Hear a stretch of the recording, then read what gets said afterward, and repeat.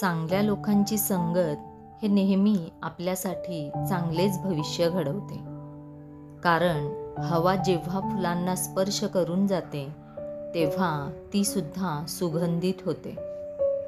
सवयी आणि संस्कार ठरवतात की माणसाची किंमत कवडीमोल आहे की माणूस मौल्यवान आहे ते.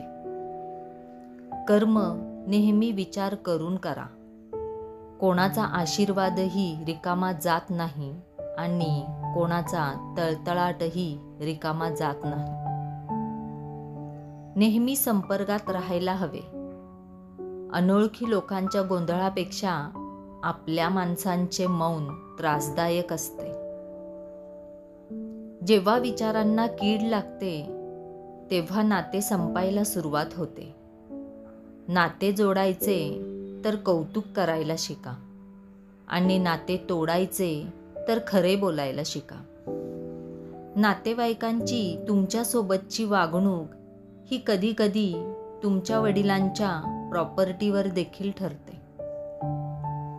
जेव्हा वेळ चांगली असते तेव्हा तिरस्कार करणारे जवळ येतात आणि जेव्हा वेळ खराब असते तेव्हा प्रेम करणारेही दूर जातात. अंधारात आपली सावली देखील साथ देत नाही. म्हातारपणात आपले शरीर देखील साथ देत नाही. सगळे आयुष्य मागे पळत राहिलो ज्याच्या, शेवटी ते धनही सोबत येत नाही.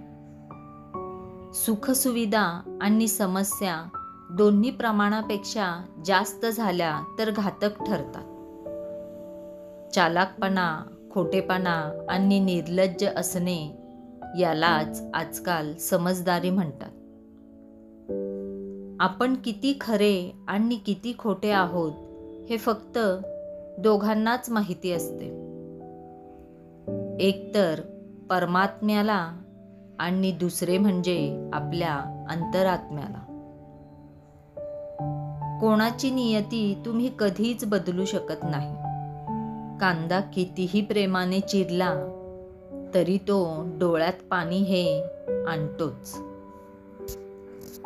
डोळे बंद केले तर येणारे संकट थांबत नाही आणि संकट आल्याशिवाय आपले डोळे उघडतच नाही. कोणी तुमच्या रस्त्यात खड्डे करत असेल तर घाबरू नका. हे तेच लोक आहेत जे तुम्हाला मोठी उडी घ्यायला मदत करतात. तुमचे ध्येय तुमच्यासाठी सर्वात प्रिय असेल तर तुमच्यावर होणारी टीका, कौतुक, तिरस्कार या कुठल्याच गोष्टी महत्त्वाच्या राहत नाहीत. जखम लपवणे ही देखील एक कलाच आहे. कारण इथे पावला पावलावर लोक मीठ घेऊन आहेत. घरे वेगवेगळी झाली आणि सगळे लहानपणी एकत्र खेळणारे भाऊ बहीण एकमेकांचे पाहुणे झाले. जिथे हे जाणवेल की आपल्यामुळे दुसऱ्याला त्रास होत आहे तिथून निघून गेलेले कधीही चांगलेच असते. आयुष्याने एक गोष्ट शिकवली.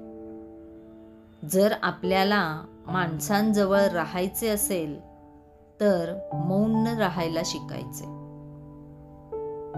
आणि आपल्या माणसांना जर जवळ आणायचे असेल तर गोष्टी मनावर घेणे सोडून द्यायला हवे. आजचा व्हिडिओ आवडला असेल तर चॅनलला लाईक करा, शेअर करा, सबस्क्राईब करा.